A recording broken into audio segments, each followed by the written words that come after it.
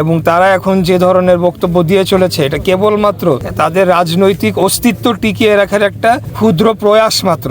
আমি নিজে একজন জুলাইয়ের সপক্ষে একজন ব্যক্তি হিসেবে, একজন রাজনৈতিক কর্মী হিসেবে এবং ফ্যাসিবাদ বিরোধী যে আন্দোলন ছিল সেই আন্দোলনের একজন রাজপথের কর্মী হিসেবে আমি চাই যে যারা জুলাই অভ্যুত্থানে যে গণহত্যা সংগঠিত হয়েছে সেই গণহত্যার সাথে যারা জড়িত ছিল, যারা নির্দেশদাতা ছিল, যারা সেই নির্দেশ পালন করেছে ফিল্ড পর্যায়ে এবং বিগত 17 বছরের যে ফ্যাসিবাদ বিরোধী আন্দোলনের সময় যত গুম খুন হত্যাকাণ্ড সংঘটিত হয়েছে, অর্থাৎ আওয়ামী লীগের সময় বিগত ফ্যাসিবাদী খুনি হাসিনার সময় সকল হত্যাকাণ্ডের সাথে যারা জড়িত সকলের বিচার হোক, এটা আমি মনে প্রাণে চাই এবং আমি এটার জন্য কাজ করে যাব।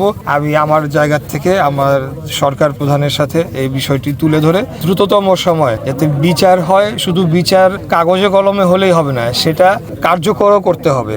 সেই কার্যকর করার জন্য আমরা প্রস্তুত রয়েছি এবং আমরা চাই সেটা জনগণের দাবি অনুযায়ী। আমি দেখেন, আমি একজন রাজপথের কর্মী, ঠিক আছে। আমি বলবো যে খুনি হাসিনার ফাঁসির দড়ি আমরা হাতে নিয়ে বসে আছি।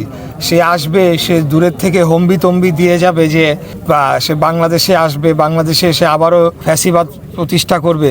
সেটা আমি মনে করি যে কেবলমাত্র তাদের রাজনৈতিক যে তারা যে বিলুপ্ত প্রায় হয়ে চলেছে সেটিকে কোনো রকমে জিয়ে রাখার জন্য এই ধরনের বক্তব্য তারা দিয়ে চলেছে। কিন্তু আমরা যারা ফ্যাসিবাদ বিরোধী আন্দোলনে সংগ্রাম করেছি, লড়াই করেছি এবং আমাদের ভাইদের যারা হত্যা করেছে তারা যদি আবার কোনো দিনও বাংলাদেশের মাটিতে এসে রাজনীতি করা তো দূরের কথা, বাংলাদেশের মাটিতে পা রাখা মাত্রই আমরা সেখানে জনগণকে সাথে নিয়ে এই ফাঁসির রায় কার্যকর করার জন্য যা যা করণীয় সকল কিছুই করব।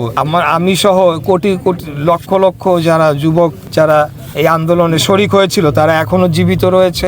আমি মনে করি বাংলাদেশের জনগণ এই আওয়ামী লীগ এবং ফ্যাসিবাদকে ঘৃণা ভরে প্রত্যাখ্যান করেছে এবং তারা এখন যে ধরনের বক্তব্য দিয়ে চলেছে এটা কেবলমাত্র তাদের রাজনৈতিক অস্তিত্ব টিকিয়ে রাখার একটা ক্ষুদ্র প্রয়াস মাত্র।